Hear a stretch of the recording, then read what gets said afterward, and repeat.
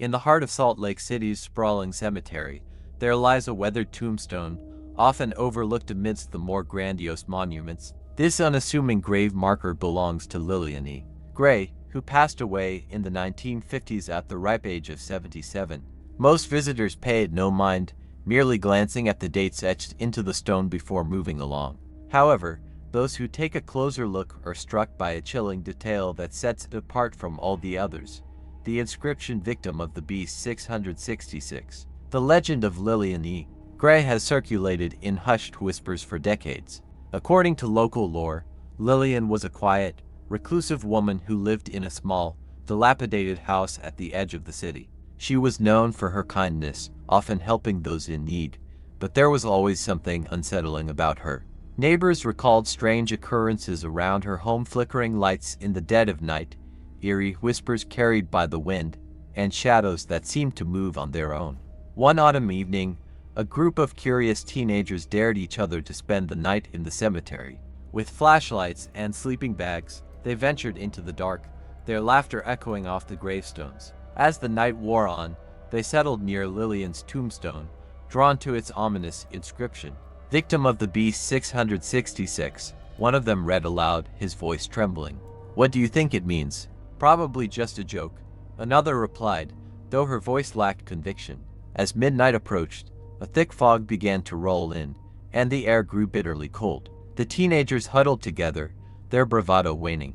Suddenly, the ground beneath them seemed to tremble, and a low, guttural growl echoed through the cemetery. They shone their flashlights frantically, the beams slicing through the fog but revealing nothing. Then, from the shadows, a figure emerged. It was an elderly woman, her face pale and gaunt, her eyes hollow and dark. She moved with an unnatural grace, her tattered dress billowing around her as if caught in an invisible breeze. "Who are you?"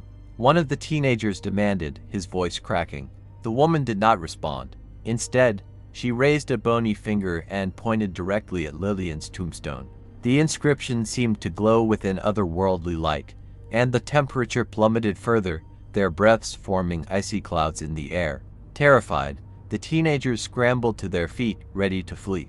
But as they turned to run, they found the cemetery gates had vanished, replaced by an impenetrable wall of darkness. The woman's figure began to dissolve into the mist, but her voice lingered, a haunting whisper that sent shivers down their spines. "Beware the beast," she intoned. "It claimed Lilian, and it will claim you too, unless—" Her voice trailed off, leaving the warning unfinished. The teenagers, paralyzed by fear, could only watch as the fog thickened, swallowing the woman's form completely. Suddenly, one of the boys, Jacob, noticed something odd about the tombstone. The dates seemed to shift and flicker, the numbers rearranging themselves into a new pattern. His heart pounded as he realized the new date was today's. He gasped, trying to alert his friends, but the words caught in his throat. Just then, a deafening roar erupted from beneath the ground, and the earth cracked open, a blinding light spilling out. The teenagers screamed as skeletal hands clawed their way to the surface, grasping at their ankles. The beast was awakening, and its hunger for souls was insatiable. Jacob's flashlight flickered and died, plunging them into darkness. He felt a cold hand wrap around his leg, pulling him towards the gaping maw of the earth. He fought desperately, but the grip was too strong. As he was dragged down, he saw Lilian's face in the swirling light, her expression one of sorrow and fear. And then, everything went black. The cemetery was silent once more, the fog dissipating with the dawn. Lilian E. Gray's tombstone stood as it always had, a silent sentinel in the center of the graveyard. But now, the ground around it was disturbed, fresh soil mingling with the old, as if something or someone had recently been buried there. The story of Lilian E. Gray and the beast became a cautionary tale, a warning to those who dared to disrespect the dead. But what truly happened that night remained a mystery, shrouded in the same darkness that had claimed the teenagers. And in the silence of the cemetery, the inscription on Lilian's tombstone glowed faintly, a reminder that some secrets are better left undisturbed. Days turned into weeks, and the story of the missing teenagers became a local legend, fueling countless theories and speculations. The authorities searched the cemetery and the surrounding areas, but no trace of the teens was ever found. The only clue left behind was a single flashlight, lying cold and lifeless next to Lilian.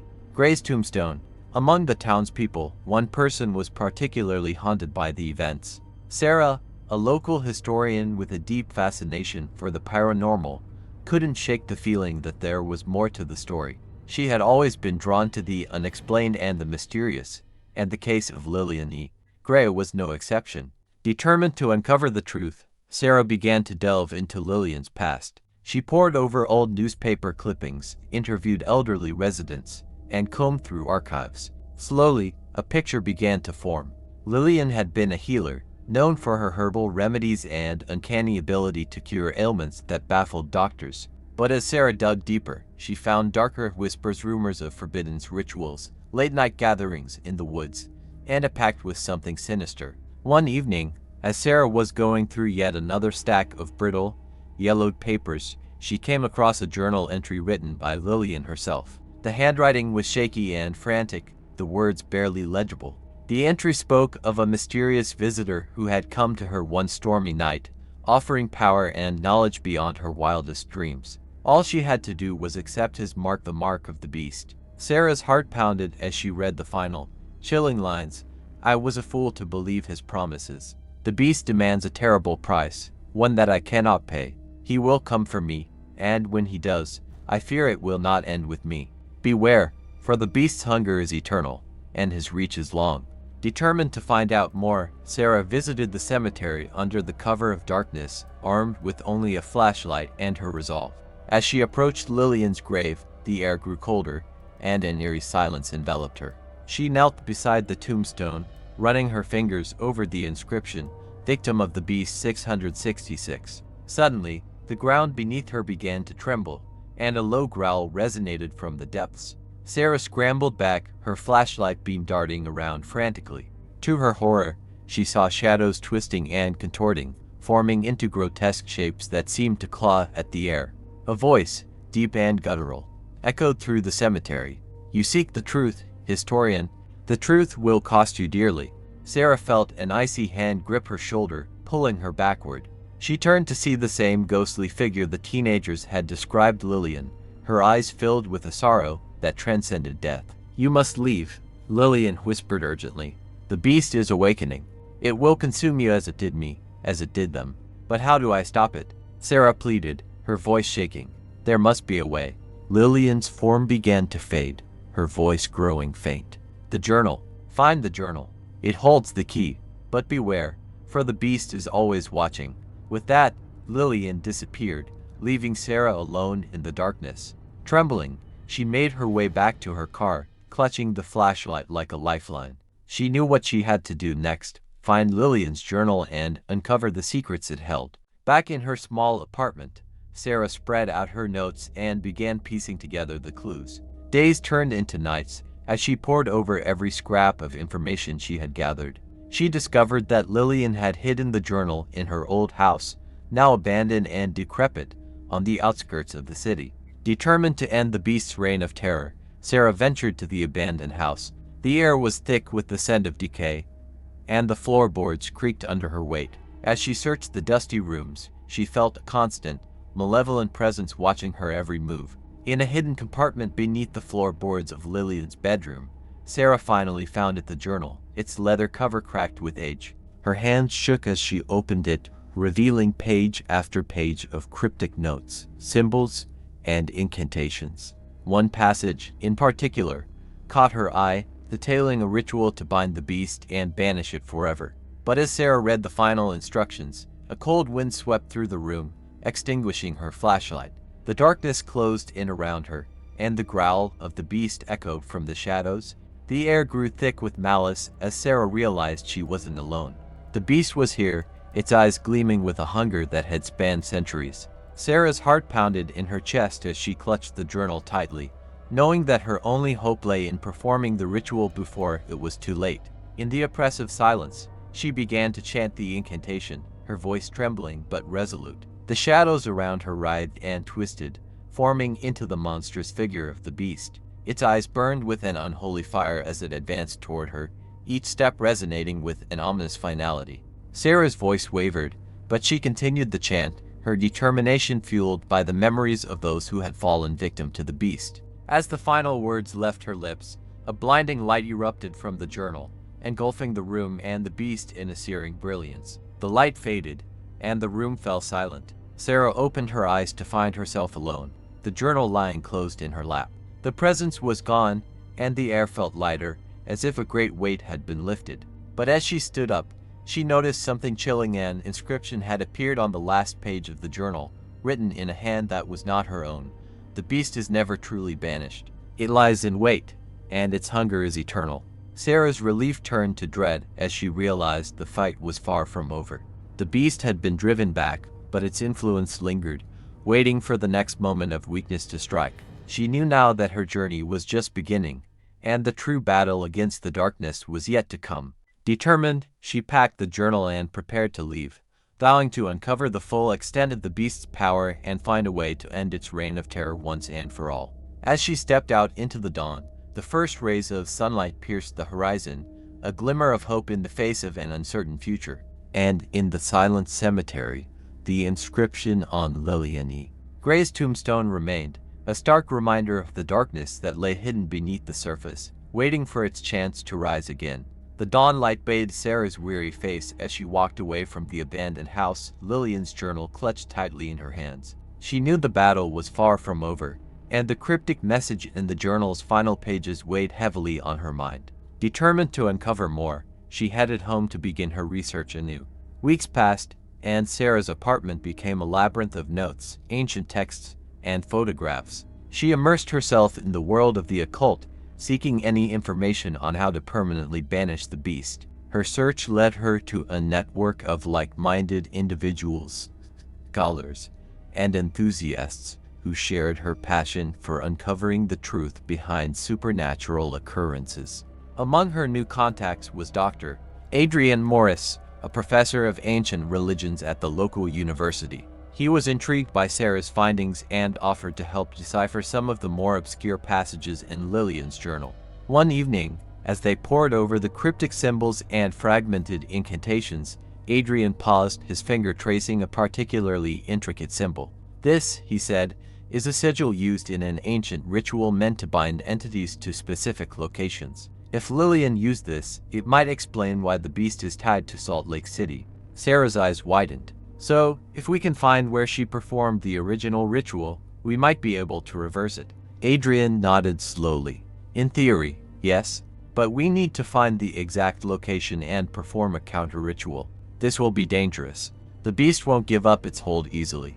Their search led them to the outskirts of the city, to a dense forest where Lilian was said to have conducted her rituals. Guided by the symbols in the journal, they ventured deep into the woods, finally arriving at a clearing marked by a circle of ancient stones. The air was thick with an unsettling energy, and the ground was littered with remnants of old offerings. As they prepared for the counter-ritual, the sky darkened, and a chill settled over the clearing.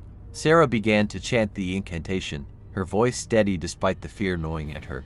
Adrian joined in, his deep voice resonating with hers, the combined power of their voices echoing through the forest. The ground trembled, and a low growl rumbled from the earth. The shadows around the clearing coalesced into a dark, menacing figure, the beast. Its eyes glowed with a malevolent light as it advanced toward them, its form shifting and contorting with every step. Suddenly, the journal in Sarah's hands began to glow, the pages turning of their own accord to a blank page at the very end. Words appeared, written in a shimmering script. "Only with the blood of the one who bound me shall I be truly vanquished." Sarah's heart sank. The blood of Lilian. But she's been dead for decades. Adrian's face paled. "Unless her lineage. Do you know if she had any descendants?" Desperation and hope mingled in Sarah's mind. She remembered reading about a distant relative still living in Salt Lake City, a granddaughter named Emily Gray. With time running out, they needed to find Emily and convince her to help. Racing against the impending darkness, they tracked down Emily, a young woman who had always felt an inexplicable connection to the supernatural. When Sarah and Adrian explained the situation, Emily was hesitant but agreed, feeling an innate responsibility to her family's legacy. That night, under a full moon, they returned to the clearing with Emily. She stood at the center of the circle, fear and determination etched on her face. As Sarah and Adrian chanted, Emily made a small cut on her palm, allowing her blood to drip onto the ancient stones. The reaction was immediate. The ground shook violently, and the beast roared in fury, its form becoming less distinct, more ethereal. Emily's blood seemed to glow, spreading across the stones and forming intricate patterns that mirrored the symbols in Lilian's journal. A blinding light erupted from the circle, and the beast let out a final, agonized scream before dissipating into the night. The forest fell silent, the oppressive energy lifting as if a great weight had been removed. Exhausted but relieved, Sarah, Adrian, and Emily stood in the clearing, the first light of dawn breaking through the trees. The journal lay on the ground, its pages now blank, the power within it spent. Sarah knew that while the immediate threat was gone, the shadows of the past lingered. The battle against darkness was never truly over, and the secrets of Lilian E. Gray were still waiting to be fully uncovered. She vowed to continue her research, determined to protect the world from the unseen horrors lurking in the shadows. And in the quiet cemetery, the inscription on Lilian E. Gray's tombstone remained, a silent testament to the eternal struggle between light and darkness, waiting for the next chapter to unfold. The dawn light bathed the forest clearing as Sarah, Adrian, and Emily stood in silence, their breaths forming small clouds in the crisp morning air. The oppressive energy had lifted, replaced by an almost tangible sense of relief and hope. The ancient stones, now glowing with the warmth of Emily's blood, seemed to pulse with life, as if finally free from the malevolent force that had held them captive for so long. "We did it," Adrian murmured, his voice breaking the silence. "The beast is gone." Emily looked at her palm, where a faint scar was already beginning to form. "I can feel it too," she said softly. "It's like a weight has been lifted from my soul." Sarah nodded, her eyes shining with tears of relief. "Thank you, Emily. You've saved us all." Emily smiled, though it was tinged with sadness. "I only did what had to be done. I felt like it was my destiny." As they made their way back to Sarah's car, the first rays of sunlight broke through the trees, casting a golden glow on the path ahead. The drive back to the city was filled with a quiet sense of accomplishment, and by the time they reached Emily's home, the tension that had gripped them for so long had begun to fade. Sarah and Adrian spent the next few days helping Emily understand her newfound heritage and ensuring that the ritual site in the forest remained undisturbed. They documented everything meticulously, creating a comprehensive record that would serve as both a warning and a guide for future generations. In the weeks that followed, life slowly returned to normal. Sarah continued her work as a historian, but now with a renewed sense of purpose. She remained in close contact with Emily, who had discovered a newfound interest in her family's history and the world of the paranormal. Adrian returned to his university, but he and Sarah met regularly to discuss their ongoing research and any new developments in their understanding of ancient rituals and supernatural entities. One evening, as Sarah was organizing her notes, she received a call from Emily. "You won't believe what I found," Emily said, her voice filled with excitement. "I was going through some of my grandmother's old belongings and found a letter addressed to me. It was written just before she died." Sarah's heart quickened. "What does it say?" Emily took a deep breath. "It's a letter of guidance. She explains that she knew this day would come and that I would be the one to set things right. She left detailed instructions on how to maintain the protective seals around the city and keep the beast at bay permanently." Tears welled up in Sarah's eyes. Lilian knew all along.